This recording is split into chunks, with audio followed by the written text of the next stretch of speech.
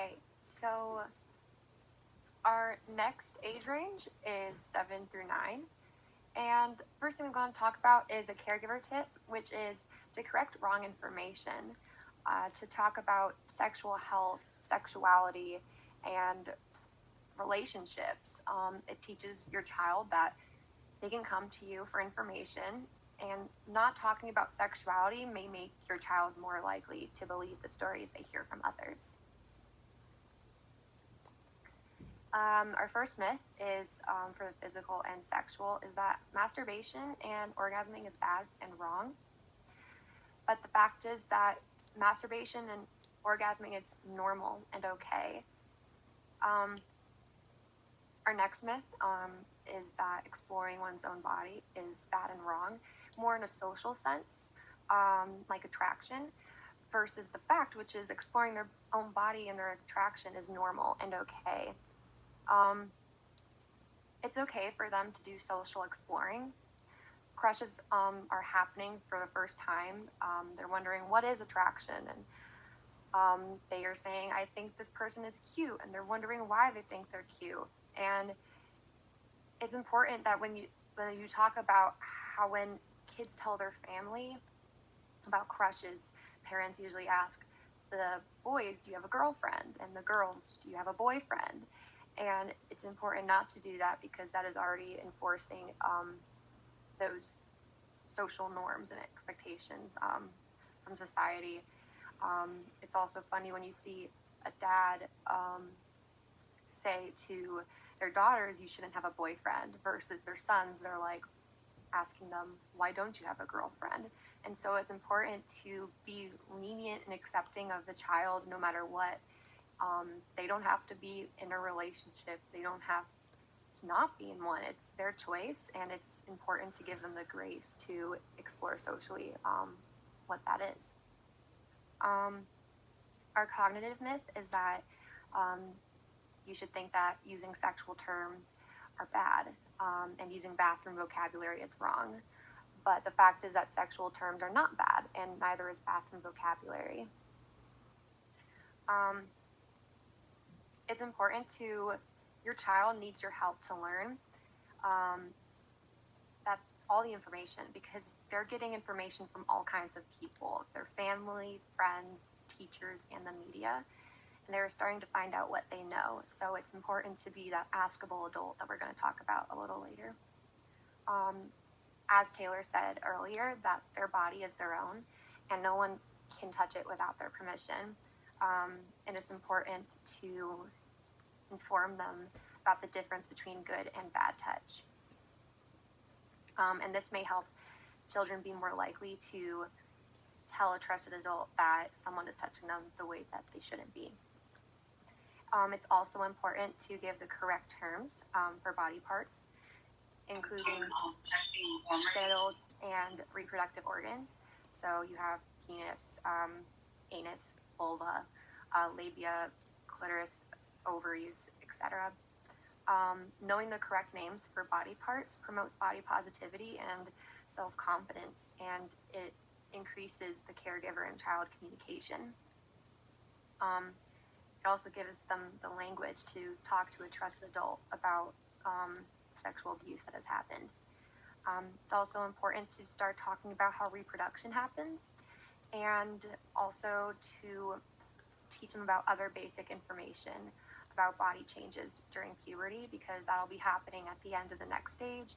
It's important to inform them early on. And how we said earlier about bathroom talk, it's important to talk about other body parts and bodily functions, so urine, stool, bladder, and urethra.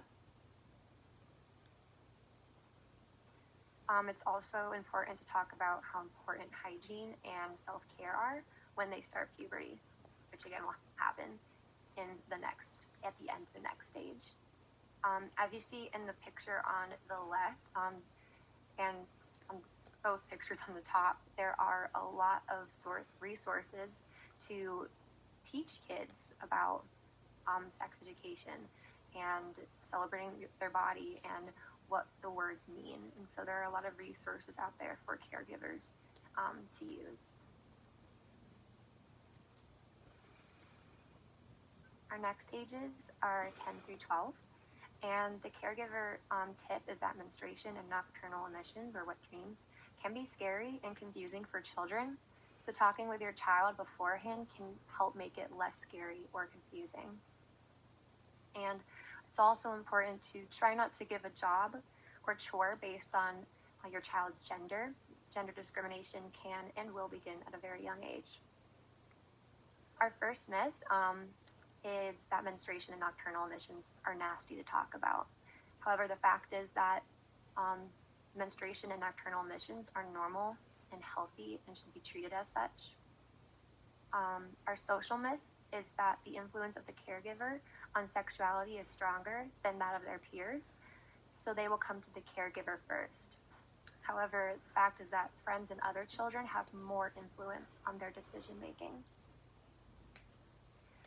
As children enter their teenage years, they start to turn to their friends for answers and information. So being open to talking with them helps a child know that they can come to you, and it's important to make sure the child knows the right information. Our cognitive myth is that the child should feel guilty, confused, or embarrassed about changes during puberty. But the fact is that puberty is normal, and no one should make a child feel embarrassed or uncomfortable about the changes that they are experiencing. If a child goes through puberty early, late, or even normally on time, they are usually picked on, which is strange because it's a normal occurrence. And it's important for those times that parents arm their child with language and knowledge and coping skills to deal with the harassment of their peers. And that they know that they're okay to be experiencing these changes. It's also important to note that some will start puberty at age 12. It's rare, but it could happen. So it's important to give your child the facts about their body and basic information and understanding of puberty. Children should also know basic information about STIs and pregnancy, especially in the next stage of life, which Kelly will be talking about, and also how the media influences how people view their bodies and how other people's bodies, how they view those. It's also important to tell them that being a teenager, which is in the next stage, doesn't mean that they have to be sexually active. It's important to let the child know that it is okay to take chances, but they should have all the information to make healthy decisions. It's also important to talk about the ways that sexuality is portrayed in the media. And a good parent tip is to spend time together, to use teachable moments to talk about sexuality and sexual health. And it's very important to give all these kinds of information and tips to the caregivers and the child, so that they both know. And again, be that askable adult throughout all stages of life, because it's a continuous conversation. And I do not have any videos. I'm not that fancy.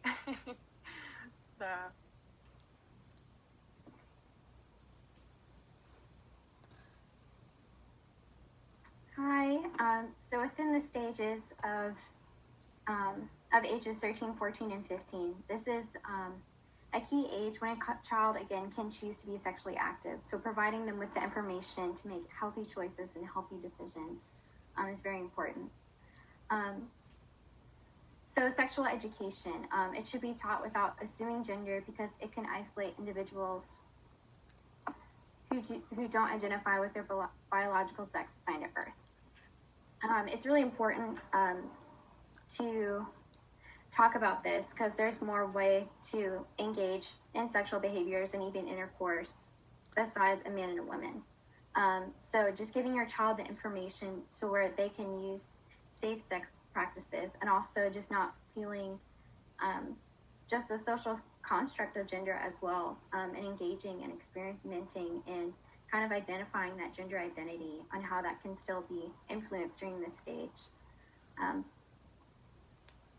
And also, it also promotes that sexual health is for all genders, that is something that